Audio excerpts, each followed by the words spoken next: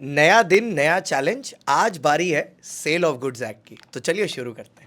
Sir, सोगा में सबसे पहले बात यह आती है कि जहां पर भी sale of goods act apply होगा, क्योंकि सेल ऑफ गुड्स एक्ट निकल के आया है इंडियन कॉन्ट्रैक्ट एक्ट से, तो अगर कभी कोई इनकंसिस्टेंसी देखी गई between the sale of goods act and the Indian contract act, तो वहां पर हम लोग कौन से एक्ट की बात सुनेंगे?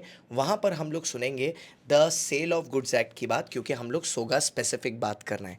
लेकिन अगर वो सोगा स्पेसिफिक बात नहीं है तो इंडियन कॉन्ट्रैक्ट एक्ट की भी बात सुनी जा सकती है। मतलब अगर आर्ग्यूमेंट होगा तो स्पेसिफिक एक्ट सोगा को प्रेफर करेंगे, और अगर आर्ग्यूमेंट नहीं है तो दोनों में से किसी को भी कर लो, के फर्क पैंदा है।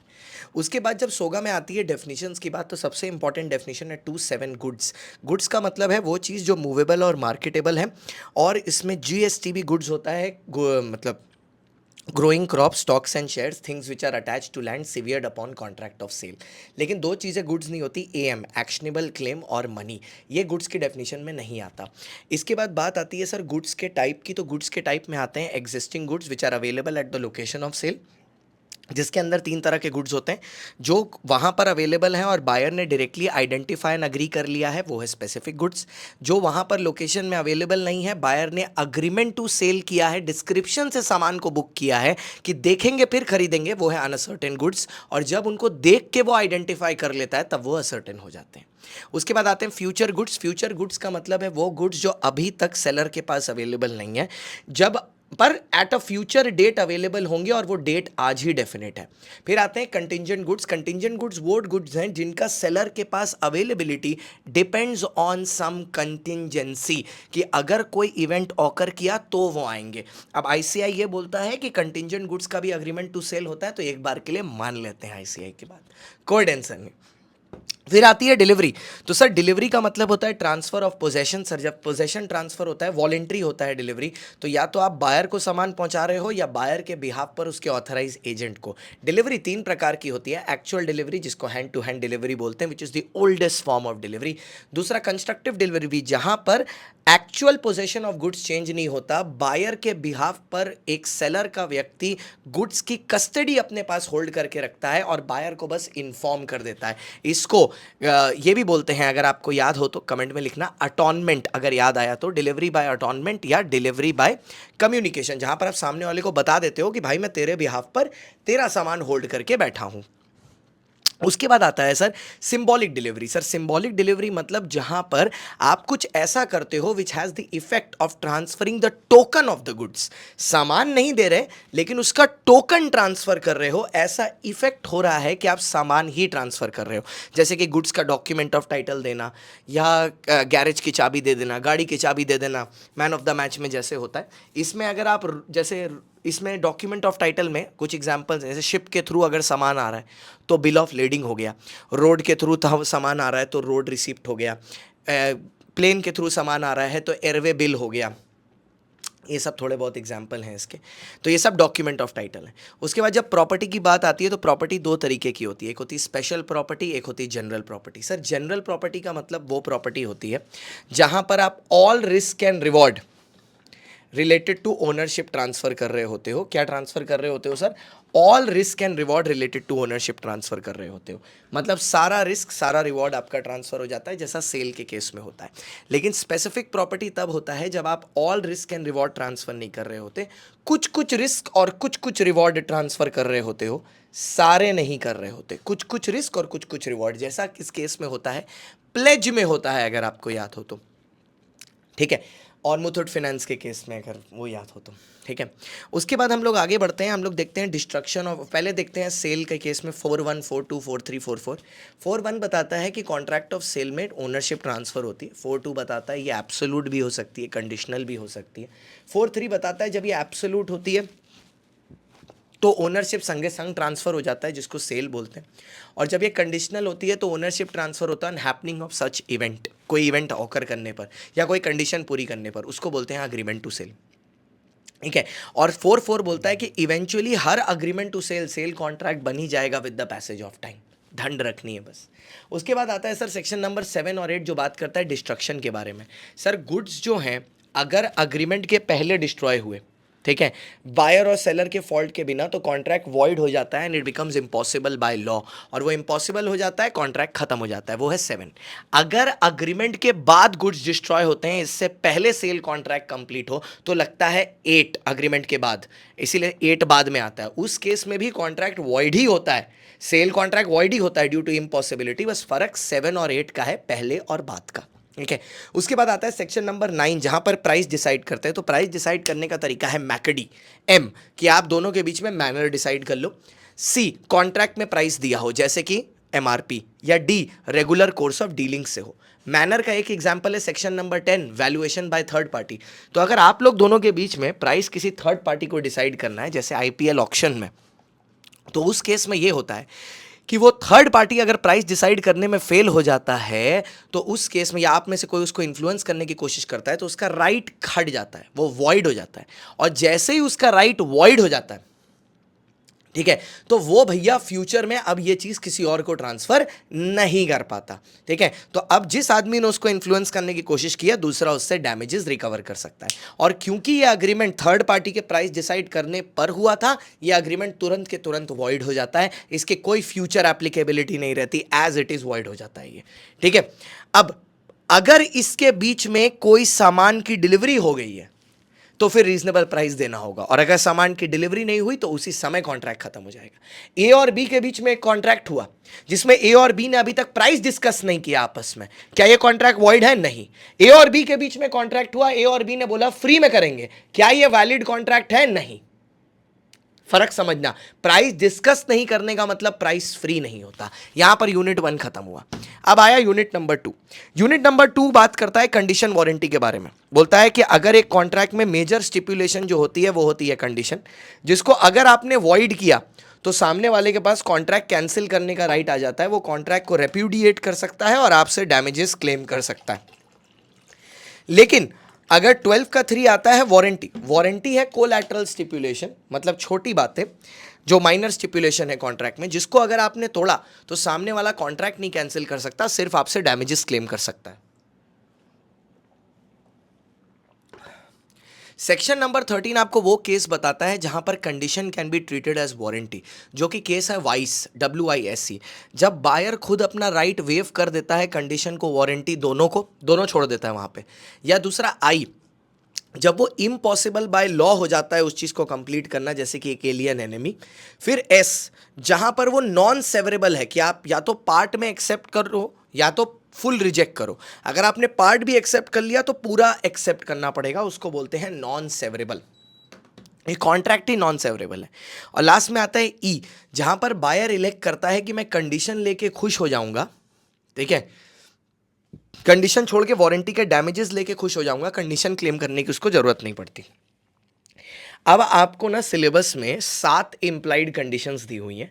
जैसे सबसे पहले है कंडीशन एज टू सैंपल, कि जब भी आप कोई गुड्स बेच रहे हो, the bulk of the goods shall comply with the sample, the buyer shall be getting ample opportunity to compare the bulk with the sample, the goods shall be free from any defect which renders them unmerchantable, जो उनको अनमर्चेंटेबल बना दे, मतलब उनको ऐसा बना दे कि वो market में बिकने लायक ना हो, अनमर्चेंटेबल बोलते हैं उसको। ये हो गया। उसके बाद आगे बढ़े हम लोग, तो अनमर्चेंटेबल वाली बात आई। फिर आया सर डिस्क्रिप्शन। डिस्क्रिप्शन का मतलब होता है अगर गुड्स का आपने एक सर्टेन डिस्क्रिप्शन बना के बेचा है, so if you can not sell beans by promising peas, ठीक है, तो आपने अगर एक सर्टेन डिस्क्रिप्शन किसी चीज़ का बताया है, तो आपको उस डिस्क्रिप्शन के हिसाब से ही सामान बेचना पड़ेगा। आप कोई दूसरा डिस्क्रिप्शन नहीं दे सकते, दूसरा सामान नहीं दे सकते, वरना सामने वाला कॉन्ट्रैक्ट को रिफ्यूज़ करने की पावर रखता है, कॉन्ट्रैक्ट को कैंसिल करने की। फिर एक आता है सैंपल प्लस डिस्क्रिप्शन। अगर आपने सैंपल और डिस्क्रिप्शन दोनों दिखा के सामान बेचा है, तो there is an implied condition कि जब गुड्स आएगा तो सैंपल और डिस्क्रिप्शन दोनों को कंप्लाई करेगा। फिर एक आता है quality and fitness. Sir buyer की ये रिस्पॉन्सिबिलिटी है कि वो सेलर को जाके बताए कि उसको किस पर्पस का सामान चाहिए। एक बार उसने बता दिया पी से पर्पस, तो सेलर के स्किल पर वो रिलाय हो रहा है एस से। अगर सेलर उसी चीज में डीलर है तो क्वालिटी एंड फिटनेस की कंडीशन लग जाएगी SPD, दुनिया के रखवाले। अब अगर गुड्स डिस्क्रिप्शन से बेचे गए हैं तो there is a merchantability condition that goods shall be of merchantable quality, मतलब it should be fit for self use as well as resale. यहां पर एक पॉइंट ध्यान में रखना है हमें कि अगर गुड्स में कोई ऐसा डिफेक्ट है जो नेकेड आई से समझ में आ जाए, गधे को भी समझ में आ जाए, जैसे ये इसमें ग्रीन ढक्कन है, तो हाईली चांसेस यही है ना कि ये ग्रीन पेन ही होगा। तो आपको ये डिफेक्ट तो देख के समझ में आ रहा है ना, ऑर्डिनरी एग्जामिनेशन से पता चल जाता। तो यहां पर ये मर्चेंटेबल क्वालिटी का माना जाता है, और इसमें कॉन्ट्रैक्ट आप कैंसिल नहीं कर सकते क्योंकि इसमें आपकी बेवकूफी है। ठीक है, अच्छा यहां से कहानी आगे बढ़ती है।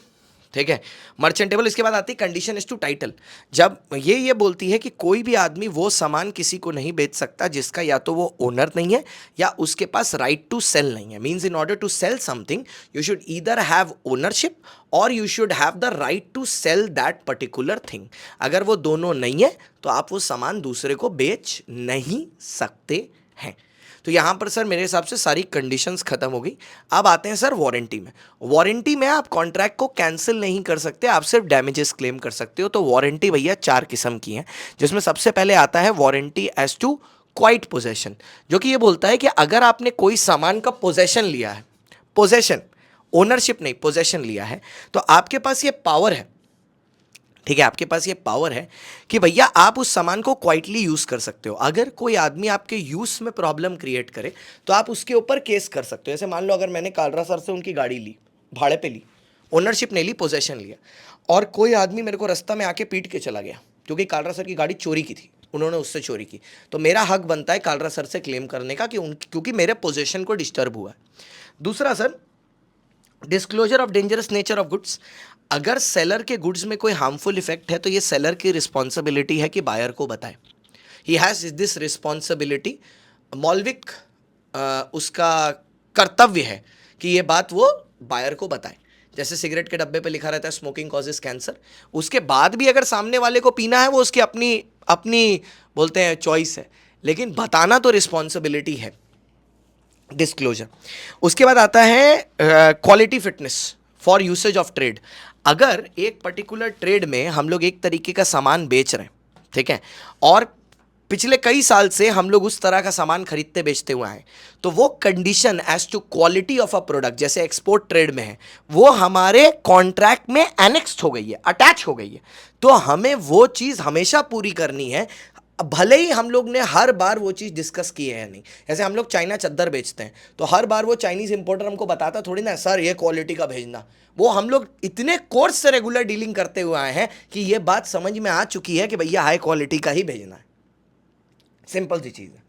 ओके, और उसके बाद आता है sir warranty as to free from encumbrance. जब भी आप कोई सामान किसी को in the regular course of business बेचते हो, it should be free from any type of charges in favour of third party. मतलब अगर मैं आपको अपना घर बेच रहा हूँ या गाड़ी बेच रहा हूँ तो वो घर या गाड़ी किसी और के पास गिरवी नहीं होनी चाहिए। अगर है तो मुझे आपको बताना है, ठीक है। अगर बताने के बाद आप खरीदने के लिए रेडी हो जाते हो तब ठीक है, बट अगर वो है गिरवी और मैंने आपको बेच दिया तो कल को आप मेरे को सू कर सकते हो फ्रॉड के चार्जेस पर, क्योंकि उस पर हक किसी और का था, मैंने दे किसी और को दिया। अच्छा, अब कंडीशन वारंटी के बाद इस जगह पर आता है केविएट एम्प्टर। केविएट एम्प्टर का मतलब है let the buyer beware. Caveat emptor बोलता है कि कहीं जब बायर एक दुकान में घुसता है तो सेलर उसको कुछ भी बेच सकता है। ये बायर की रिस्पॉन्सिबिलिटी है कि वो सामान खरीदने से पहले सामान को जांच पड़ताल ले, सामान को देख दाख ले, क्योंकि वो सेलर निर्लज्ज है, वो उसको कुछ भी बेच सकता है। ये बायर की रिस्पॉन्सिबिलिटी है कि अपनी जेब को हल्का करने से पहले, अपनी जेब से पैसा निकालने से पहले पहले देख ले, पहले समझ ले, उसके बाद अपनी जेब से पैसा निकाले, तब डिसाइड करे कि उसको पैसा देना है या पैसा नहीं देना, ठीक है। लेकिन सर इस केविएट एम्प्टर के कुछ एक्सेप्शंस हैं। एक्चुअली जितनी भी इम्प्लाइड कंडीशन और इम्प्लाइड वारंटी हैं ये सब इसके एक्सेप्शन है। लेकिन एक पॉइंट है उसमें ब्रांड नेम वाला, जिसमें बच्चे अक्सर कंफ्यूज होते हैं कि आखिरकार ये इसका एक्सेप्शन कैसे है। देखो सर, जब आप कोई सामान किसी ब्रांड नेम के अंदर खरीदते हो ना, तो उसकी क्वालिटी ब्रांड प्रॉमिस कर रहा है, वो सेलर नहीं, ब्रांड प्रॉमिस कर रहा है। तो अगर आप एक ब्रांडेड घड़ी खरीद रहे हो, लेट्स से रोलेक्स, एक मॉल से, तो उसमें अगर क्वालिटी इश्यूज होंगे ना, तो उसके लिए आप रोलेक्स कंपनी को पकड़ोगे जाके, वो जो सेलर है उसको नहीं। तो अगर सैमसंग के फ़ोन में कोई प्रॉब्लम होगी तो हम सैमसंग के सर्विस सेंटर में जाके उनकी बजाएंगे, ना कि सैमसंग की दुकान में जो आदमी सामान बेच रहा है उसकी। इसीलिए वो एक्सेप्शन में आया है। तो यहाँ पर आपका यूनिट 2 खत्म होता है। सर अब आता है यूनिट 3, ट्रांसफर ऑफ प्रॉपर्टी और ट्रांसफर ऑफ ओनरशिप और डिलीवरी। सर इसमें सबसे पहले आता है सेक्शन नंबर 18-19 कि सर ओनरशिप ट्रांसफर करने के लिए सबसे पहले आपको करना पड़ता है आइडेंटिफिकेशन ऑफ गुड्स। जब तक आप गुड्स को आइडेंटिफाई नहीं करोगे तब तक ओनरशिप ट्रांसफर करने का सवाल ही पैदा नहीं होता। तो पहले आप गुड्स को आइडेंटिफाई करते हो, अनसर्टेन गुड्स को आइडेंटिफाई करते हो। उसके बाद आप पार्टीज का इंटेंशन देखते हो कि उनका कब मन है ओनरशिप ट्रांसफर करने का। अब इंटेंशन आपको समझ में आता है 3 चीज़ों को देख के, सीसीसी, जैसे पार्टीज के बीच के कॉन्ट्रैक्ट को देख के। अब किसी ने एडवांस बुकिंग किया है तो समझ में आ रहा है कि वो ओनरशिप बाद में लेना चाहता है। या दूसरा, कंडक्ट ऑफ द पार्टीज। एक आदमी आधा पेमेंट आज करके चला गया, बाकी बोला बाकी पेमेंट मैं 3 दिन बाद करूंगा, सामान चौथे दिन लेके जाऊंगा, तो मेरे को समझ में आ रहा है वो डिलीवर कर रहा है। और दूसरा, सर्कमस्टेंसेज ऑफ द केस। जैसे आदमी जब घर वर खरीदता है अंडर कंस्ट्रक्शन तो उसको पता है 4 साल बाद मिलने वाला है, तो वो पार्टीज के कंडक्ट पे डिपेंड करेगा या पार्टीज के कॉन्ट्रैक्ट पर डिपेंड करेगा या सर्कमस्टेंसेज ऑफ द केस पर डिपेंड करेगा कि वो ओनरशिप कब ट्रांसफर करना चाहते हैं। अब इस कानून में हम लोग को सबसे पहले आता है सेक्शन नंबर 20, 21, 22 जो सिखाता है कि स्पेसिफिक गुड्स के केस में ओनरशिप कैसे ट्रांसफर होती है। 20 बोलता है स्पेसिफिक गुड्स के केस में ओनरशिप ट्रांसफर करने के लिए आपको उसको डिलीवरेबल स्टेट में डालना है। 21 हमको बोलता है कि अगर डिलीवरेबल स्टेट में नहीं है तो आप डिलीवरेबल स्टेट में डालो। और 22 हमको बताता है कि कैसे डिलीवरेबल स्टेट में डालना है। जैसे वो बोलता है अगर किसी चीज़ की पैकिंग करनी बाकी है, या उस पर एमआरपी प्रिंट होना बाकी है, या उसको वे करके उसका प्राइस डिसाइड करना बाकी है, तो इस केस में वो डिलीवरेबल स्टेट में नहीं है। तो आपको ये सारी एक्टिविटी करके उसको डिलीवरेबल स्टेट में डालना है। फिर आता है सर आईसीआई का दामाद क्वेश्चन कि अनअसर्टेन गुड्स की ओनरशिप कैसे ट्रांसफर होती है। तो अनअसर्टेन गुड्स की ओनरशिप ट्रांसफर करने के लिए पहले आप उसको अप्रोप्रिएट करते हो, मतलब सिलेक्ट करते हो, और उसके बाद आप दुआ पढ़ते हो। दुआ मतलब डी, गुड्स डिस्क्रिप्शन से बिके होने चाहिए। डी, गुड्स को आपको डिलीवरेबल स्टेट में लाना है। यू, डिलीवरी जो है वो अनकंडीशनल होनी चाहिए। यू, वो अनअसर्टेन गुड्स होने चाहिए। ए, उनका अप्रोप्रिएशन होना चाहिए, मतलब सिलेक्शन होना चाहिए। जैसे मम्मी जब आलू सिलेक्ट करती है डलिया में, या तो बायर द्वारा सेलर की परमिशन से, या सेलर द्वारा बायर की परमिशन से। और उसके बाद असेंट होना चाहिए। असेंट मतलब अप्रूवल के, हाँ ठीक है मैं लूंगा, ठीक है। जैसे अनसर्टेन के बाद असर्टेन गुड्स थे, याद है, अप्रूवल लेना होता है कि हाँ ठीक है मैं लूंगा। अब वो अप्रूवल एक्सप्रेस भी हो सकता है, इंप्लाइड भी हो सकता है। इंप्लाइड मतलब पैकेट हाथ में पकड़ लिया, एक्सप्रेस मतलब दो भैया मुंह से बोला गया, ठीक है। फिर आया sir section number 23(2) sub section 2, जो ये बोलता है कि अगर सामान कैरियर को दे दिया गया है मेरे पास ट्रांजिट करने के लिए, और सामने वाले ने रिजर्वेशन ऑफ टाइटल नहीं किया, मतलब ओनरशिप को रोका नहीं है, तो जिस दिन उसने कैरियर को पकड़ाया उसी दिन उनका अप्रोप्रिएशन मेरे नाम पर हो गया। तो अगर ट्रांजिट में वो टूट गया, खराब हो गया, जल गया, तो भी मैं लायबल हूं। इसी से रिलेटेड केस स्टडी इस बार आया था। अब आया सर सेक्शन नंबर 24, सेल और रिटर्न बेसिस। सर जब आपने सामान सेल और रिटर्न बेसिस पर दिया है तो उसका लॉजिक ये है कि सामान आपके पास आएगा, आपको एक सामान के लिए टाइम पीरियड मिलेगा। अगर उस टाइम पीरियड में आपने हाँ या ना नहीं बोला तो उसको सेलर सेल मान लेगा, ठीक है। लेकिन उसके अलावा ओनरशिप ट्रांसफर करने का तरीका क्या है? एक तो है एक्सेप्टेंस, जब सामने वाला ये चीज़ को एक्सेप्ट कर ले कि हाँ ठीक है हम भैया ओनरशिप ट्रांसफर कर रहे हैं, ठीक है। दूसरा तरीका क्या है? पहला तरीका तो एक्सेप्टेंस हो गया कि मान लिया हाँ हाँ ठीक है ठीक है ठीक है ट्रांसफर कर रहे हैं ओनरशिप। दूसरा तरीका क्या है कि सर वो कुछ ऐसी एक्टिविटी करता है which is inconsistent to ownership. जैसे क्या? उसने आपके सामान को रीसेल कर दिया किसी और को, या उसने आपके सामान को गिरवी रख दिया किसी और के पास, तो ये दिखा रहा है कि वो ओनरशिप ट्रांसफर करना चाहता था तभी किया है। या जो टाइम पीरियड आपने दिया था, मानो 2 साल 3 साल, वो खत्म हो गया। और अगर कोई टाइम पीरियड नहीं है तो रीजनेबल टाइम खत्म हो गया। अब इसी के नीचे एक टॉपिक दिया हुआ है सेल फॉर कैश ओनली और रिटर्न। ये क्या है? जहां पर एक आदमी सामने वाले को बोल रहा है कि भाई मैं तेरे को सामान बेच रहा हूं, लेकिन ये तू किसी और को नहीं बेच सकता। ये सेल फॉर कैश ओनली है, मतलब तू पहले मुझे पैसा देगा तब दूसरे को देगा जाके। अगर तू बिना मेरे को पैसा दिए दूसरे को दे दिया तो वो सेल नहीं मानी जाएगी, मैं उस आदमी से सामान वापस ले लूंगा जाके, मेरे पास ये हक है।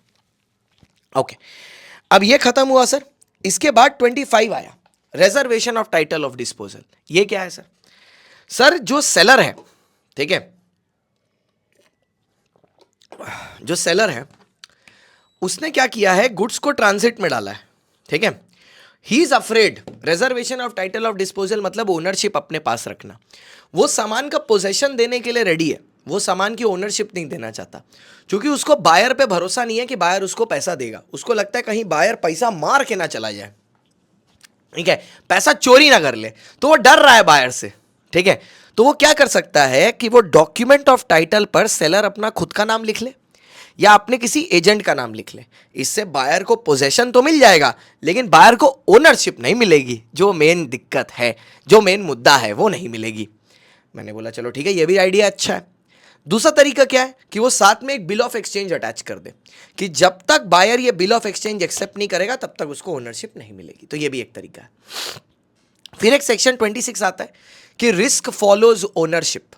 अब ये बढ़िया सेक्शन है जो ये बोलता है सर कि जब एक आदमी ओनर बन जाता है सामान का, जैसे बायर, भले ही डिलीवरी की गई हो या ना की गई हो, वो सामान का रिस्क उसको ट्रांसफर हो जाता है। लेकिन इसका एक एक्सेप्शन है, पहला, जो ये बोलता है कि हालांकि अगर उस सामान की ओनरशिप ट्रांसफर करने के बाद जो डिलीवरी में डिले हुआ है वो बायर या सेलर या किसी पार्टी की वजह से होता है, जिसकी वजह से सामान डैमेज हो जाता है, तो उसके लिए बायर रिस्पॉन्सिबल होगा या सेलर रिस्पॉन्सिबल होगा। वो ऐसे मत देखो कि ओनर कौन है, वो ऐसे देखो कि गलती किसकी है। तो हुएवर इज एट फॉल्ट वो आदमी रिस्पॉन्सिबल होगा।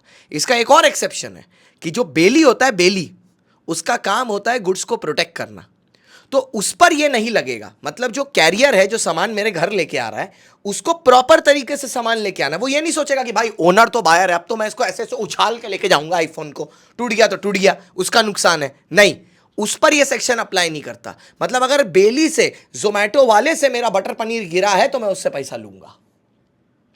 ठीक है, एक तो ये हुआ। फिर आया सर सेक्शन नंबर 27। अब सेक्शन नंबर 27 बोलता है transfer of title by non owner. Section number 27 बोलता है कि अगर किसी आदमी ने, जो सामान का खुद ओनर नहीं है, वो सामान को किसी और को बेच दे, तो जब बेचने वाला ओनर नहीं है तो उससे जिसने खरीदा है वो ओनर कैसे हो सकता है। मतलब अगर बेचने वाला चोर है तो खरीदने वाला भी चोर होगा, ये गारंटी है। अगर बेचने वाला चोर है तो खरीदने वाला भी चोर होगा, ये गारंटी है। और लेकिन इसके कुछ एक्सेप्शन है। जैसा पहला है सेल बाय मर्केंटाइल एजेंट। अगर एक मर्केंटाइल एजेंट से मैंने सामान खरीदा है तो मेरे को वैलिड ओनरशिप ट्रांसफर होगी, प्रोवाइडेड जीडीपी हो, मैंने गुड फेथ में लिया हो, वो मर्केंटाइल एजेंट उसी तरह के गुड्स में डील करता हो और उसके पास पोजेशन हो। अगर मैंने जॉइंट ओनर से लिया है, उन दोनों में से एक जॉइंट ओनर के पास उस सामान का पोजेशन था, तो भी मेरे को वैलिड ओनरशिप मिलेगी। या अगर मैंने उस आदमी से लिया है under a voidable contract, void नहीं वॉइडेबल, वॉइडेबल कॉन्ट्रैक्ट था, कॉन्ट्रैक्ट एग्जिस्टेंस में था, मैंने गुड फेथ में लिया, तो मुझे वैलिड टाइटल मिलेगा।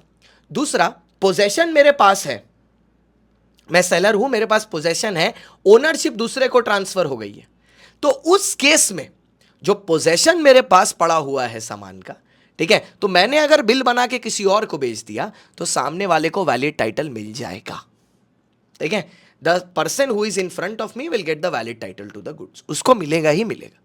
ठीक है, दूसरी तरफ सोचो, अगर मैं बायर हूं, मेरे पास पोजेशन आ गया है, ओनरशिप नहीं है, और मैंने सामान किसी और को बेच दिया, जैसे किस में होता है, सेल और रिटर्न बेस पे, तो क्या सामने वाले को वैलिड टाइटल मिलेगा? हाँ सर, बिल्कुल मिलेगा। लेकिन किस केस में नहीं मिलेगा? हायर परचेस के केस में नहीं मिलेगा। हायर परचेस इसमें कवर्ड नहीं होता। ठीक है, हायर परचेस तो ऐसे सोगा में भी कवर्ड नहीं होता, बेलमेंट भी नहीं कवर्ड होता सोगा में, even a contract for service जिसमें गुड्स का कोई पोर्शन नहीं है वो भी सोगा में कवर्ड नहीं होता। अगर गुड्स प्लस सर्विस है तो सोगा में कवर्ड होता है। बहरहाल, कमिंग बैक, अगर एक अनपेड सेलर गुड्स को रीसेल कर रहा है तो क्या उसको वैलिड टाइटल मिलता है? हाँ। अगर मैंने सेलर हूं, अगर मैं अपने बिहेवियर से ऐसा दिखाता हूं कि जो आदमी सेलर है उसके पास मेरा सामान बेचने का राइट है और उसने मेरा सामान बेच दिया, तो बाद में मैं उस चीज को ऑब्जेक्ट नहीं कर सकता जिस आदमी ने उससे खरीदा है। जैसे फॉर एग्जांपल, मेरे पास एक गाड़ी है, अब मैं अपने एक दोस्त के सेकंड हैंड गैरेज में जाके अपनी गाड़ी पार्क कर देता हूं, उसको चाबी दे देता हूं और जो पेपर है वो गाड़ी के बोनेट में रखे हैं। उसने बोला था थोड़े दिन के लिए रख दे, तेरी गाड़ी रहेगी, नई गाड़ी है, दिखने में बढ़िया है, कलर लोगों को अट्रैक्ट करेगी। ठीक है, तो मैंने दे दिया। अब शोरूम में कोई आया, उसने ज्यादा पैसे दिए, इसने कमीशन के लालच में गाड़ी मेरी बेच दी। अब मैं क्या उस आदमी को जाके पकड़ सकता हूं? नहीं, क्योंकि वो आदमी क्या बोलेगा? बोलेगा सर सेकंड हैंड गाड़ी थी, सेकंड हैंड गाड़ी के शोरूम में थी, मैंने वहां घुसा, पेपर के साथ गाड़ी खरीद के लाया, आप बताओ मेरा गुड फेथ कहां एब्सेंट है? मैं कौन सा गाड़ी की दुकान में इडली डोसा खरीद के लेके आऊं? इडली चटनी चटनी चटनी चटनी, मैं कौन सा इडली डोसा चटनी लेके आया हूं? नहीं ना, मैं तो गाड़ी से दुकान से गाड़ी लेके आया हूं ना, मेरी क्या गलती है? आप अपने दोस्त को समझाओ, और खुद बेवकूफ हो आप, किसने बोला था वहां रखने के लिए? अच्छा, ये हुआ। अब आए sir rules related to delivery. अब सुनना सर, इसमें रूल्स रिलेटेड टू डिलीवरी में, डिलीवरी के जो भी एक्सपेंसेस होते हैं वो कौन बेयर करता है? सामान को रेडी करने के एक्सपेंसेस सेलर और डिलीवरी के एक्सपेंसेस बायर। अगर ट्रांजिट में ड्यूरेशन डिस्ट्रक्शन हो गया ट्रांजिट में और वो फार ऑफ डिलीवरी थी तो उसको बायर बेयर करता है और जितना सेलर ने प्रॉमिस किया उतने तक सेलर करता है। अगर शॉर्ट डिलीवरी हुई तो बायर गुड्स को रिफ्यूज कर सकता है, कॉन्ट्रैक्ट कैंसिल कर सकता है। अगर एक्सेस डिलीवरी हुई तो जितना है उसका उतना एक्सेप्ट करके बाकी का रिटर्न कर सकता है। अगर मिक्स डिलीवरी हुई तो कॉन्ट्रैक्ट को सीधा रिफ्यूज करके सेलर को केस करके डैमेज ले सकता है। प्लेस ऑफ डिलीवरी क्या होगी? जहां पर बायर और सेलर ने डेफिनेट किया है। अगर फ्यूचर गुड्स है तो जहां पर गुड्स एग्जिस्टेंस में आएंगे लेटर में, बाद में। उसके बाद डिलीवरी का टाइम क्या होगा? रीजनेबल टाइम पर आपको डिलीवरी मांगनी भी है, रीजनेबल टाइम पर उसको डिलीवरी देनी भी है। अगर डिलीवरी के टाइम पर ओपन बॉक्स डिलीवरी हो रही है, मतलब वहां पर डिलीवरी में ऐसा बोला गया है कि जो बायर है वो सामान को पहले चेक करेगा, तो डिलीवरी तभी कंप्लीट होगी जब बायर सामान को चेक कर ले, बिना उसके डिलीवरी कंप्लीट नहीं होगी। फिर एक सेक्शन है 43, 44 with great power comes great responsibility.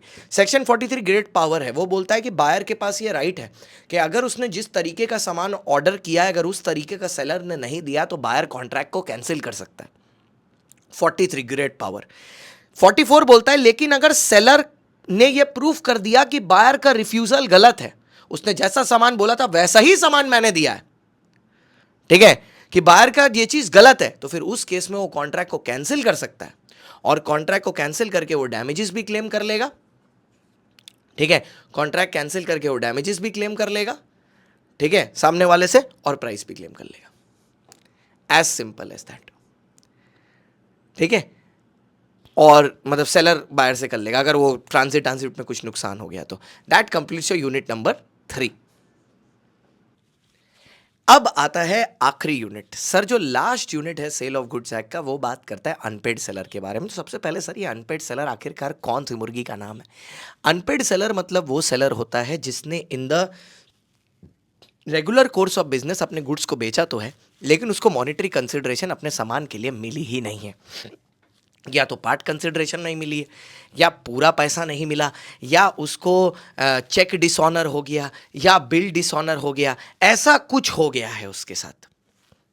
ठीक है, ऐसा कुछ हो गया है, ठीक है, और कुछ नहीं। अरे भाई सेक्शन 20 कैसे लगेगा यार प्रदीप कलीजा जी? कहाँ की बात आप कहाँ जोड़ देते हैं भाई जाके? क्यों नए बच्चों को कंफ्यूज कर रहा है भाई? वो लोग सितंबर का बच्चा लोग है, क्यों उनको परेशान कर रहा है? देखते हो कैसे कैसे बच्चे हैं, रिकॉर्डिंग में भी दिमाग खराब करते हैं। अभी इधर उधर से पढ़ के आते हैं, कॉन्सेप्ट इनका ठीक है नहीं। ठीक है, प्राइस पे डिस्कशन हो रहा है, सेक्शन 9 है उसमें सेक्शन 20 लगा रहे हैं बैठ के। खुद तो डूबेंगे, दूसरे को भी डुबाएंगे अपने साथ बैठ के। चलिए आगे आते हैं सर। बहरहाल अब अनपेड सेलर के ना सर कुछ राइट्स होते हैं। जैसे अनपेड सेलर के राइट्स हैं कुछ गुड्स के अगेंस्ट, और अनपेड सेलर के कुछ राइट्स हैं बायर के, सेलर के, बायर के अगेंस्ट। तो अनपेड सेलर के राइट्स अगेंस्ट गुड्स कौन कौन से हैं? सबसे पहले सर, सबसे पहला राइट है आपका कंडीशन एज टू, सबसे पहला राइट है लियन।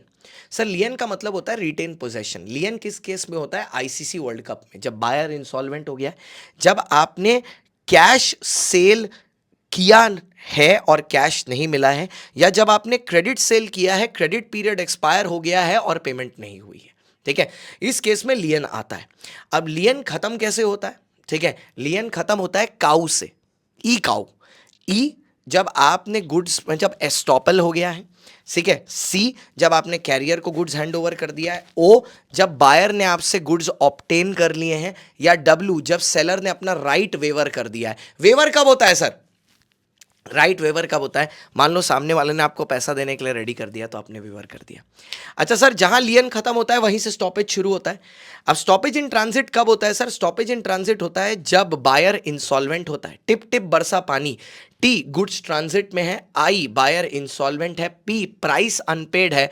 और P they have parted with possession. Parted with possession मतलब वो सामान चलना शुरू कर दिया है, वो सामान चलना शुरू कर दिया है, वो सामान अपनी जगह छोड़ के चला गया है। They have parted with possession. ठीक है, अब बात ऐसी है सर, ये खत्म हो गया, ठीक है ये खत्म हो गया पार्टेड विथ पोजेशन। अब जब हम लोग आगे बढ़े, ठीक है, तो लिया, अब हमने स्टॉपेज कर तो लिया, स्टॉपेज का सिर्फ एक ही रीजन है, इंसॉल्वेंसी। अब हमने स्टॉपेज कर तो लिया, लेकिन ये ट्रांजिट खत्म कब होगा? अब ट्रांजिट खत्म तब होगा जब गुड्स शायद बायर को पहुंच जाए, या बायर के बिहाफ पे उसको कैरियर को पहुंच जाए, या जब जो कैरियर है वो रॉन्गफुल रिफ्यूजल कर दे बायर को सामान देने से, या जो कैरियर है वो बायर का ही आदमी है, या तो एक शिप है जिसमें बायर का आदमी है और वो गुड्स बायर के आदमी को दे दिए जाएं और वो आदमी बायर को इन्फॉर्म कर दे कि मैं तेरे बिहाफ पे गुड्स ले लिया, या तो शिप ही बायर की हो और उसी शिप पर सामान चढ़ा दिया जाए, तो भी ट्रांजिट खत्म हो जाएगा। पार्ट डिलीवरी अगर हो गई है तो transit comes to an end. लेकिन याद रखना, पार्ट डिलीवरी कब मानी जाती है? जब सेम कन्वेयंस से आधा सामान ट्रक से गया, बाकी भी ट्रक से जाएगा, तब उसको पार्ट डिलीवरी बोलते हैं। आधा ट्रक से गया, आधा रेलवे से गया, तो ट्रांजिट रोका जा सकता है, that is not part delivery. ये हुआ। इसके बाद आता है सर, ट्रांजिट के बाद आता है सर आपका रीसेल। ठीक है, अब देखो सर, बात इतनी नॉर्मल सी है, अगर आपने गुड्स ट्रांजिट में रोक लिया या लियन में कर लिया, आप जिंदगी भर वो सामान के ऊपर बैठ के थोड़ी ना रहोगे, आप कभी ना कभी तो सामान को रीसेल भी कर दोगे ना, सामान को वापस भी कर दोगे। तो जब आप सामान को वापस करते हो, ठीक है, जब आप सामान को वापस करते हो, I would request all the people who are from September attempt to kindly leave this group and move to your own group, जो दूसरा वाला है। ठीक है, प्लीज आइए। तो अब बात ये आती है सर कि यहां पर ये हुआ, अब तीसरा आया सर रीसेल। अब रीसेल गुड्स तो करना ही पड़ेगा सर, तो रीसेल अगर पेरिशेबल गुड्स है तो आप उनका रीसेल कर सकते हो। अब पेरिशेबल गुड्स का रीसेल करने के लिए आपको क्या करना पड़ेगा सर? नोटिस देकर रीसेल करना है। अगर आप नोटिस दे देते हो तो अगर कोई सेकंड सेल जो हुई है वो प्रॉफिट पर हुई है तो वो प्रॉफिट बायर अपने पास, सेलर अपने पास रिटेन कर सकता है। लेकिन अगर सेकंड सेल लॉस पर हुई है, ठीक है, तो वो लॉस अपने पास वो रख नहीं पाएगा। ठीक है, वो लॉस जो उसने इंकर किया है वो लॉस उस सामने वाले बायर से ले लेगा अगर नोटिस दिया है तो। अगर नोटिस नहीं दिया होता तो प्रॉफिट रिटर्न करना पड़ता और लॉस खुद सहना पड़ता। So it is always better to give a notice. लेकिन सर मान लीजिए हमारे जो सेल कॉन्ट्रैक्ट था उसमें पहले से लिखा हुआ था कि मैं रीसेल कर सकता हूं, तो भी क्या नोटिस देना है? नहीं। तो ये तो गुड्स के अगेंस्ट राइट हो गए। अब बायर के अगेंस्ट क्या राइट होता है? सबसे पहले सूट फॉर प्राइस, केस करके पैसा मांगूंगा सेक्शन 55 के आगे में। फिर suit for repudiation of contract. अब उसने मेरे साथ कॉन्ट्रैक्ट कैंसिल किया तो मेरे को डैमेजेस इंकर हुए, मैं सामान लेके गया, उसने मना कर दिया डिलीवरी लेने से, तो 56। फिर आया 60, कॉन्ट्रैक्ट को कैंसिल करना।